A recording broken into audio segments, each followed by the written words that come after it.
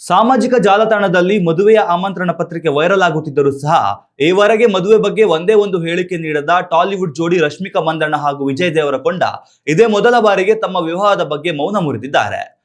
ಸಾಮಾಜಿಕ ಜಾಲತಾಣಗಳಲ್ಲಿ ತಮ್ಮ ಮದುವೆ ಬಗ್ಗೆ ಅಧಿಕೃತ ಮಾಹಿತಿ ಹಂಚಿಕೊಂಡಿರುವ ಈ ಜೋಡಿಯು ಅಭಿಮಾನಿಗಳು ಇಟ್ಟ ಹೆಸರನ್ನೇ ತಮ್ಮ ಮದುವೆಗೆ ಆಯ್ಕೆ ಮಾಡಿಕೊಂಡಿದ್ದಾರೆ.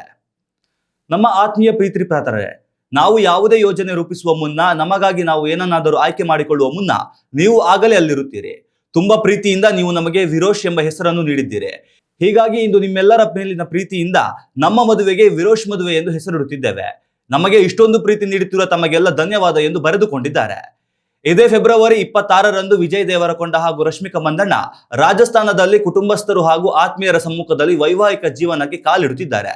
ಹಾಗೂ ಮಾರ್ಚ್ 4ರಂದು ಹೈದರಾಬಾದ್ನಲ್ಲಿ ಈ ಜೋಡಿಯ ಆರತಕ್ಷತೆ ಕಾರ್ಯಕ್ರಮ ನಡೆಯಲಿದೆ. ಉತ್ತಮ ಸಂಸ್ಕಾರಯುತ ಶಿಕ್ಷಣದೊಂದಿಗೆ VSS English medium CBSE school Udupi Muddur.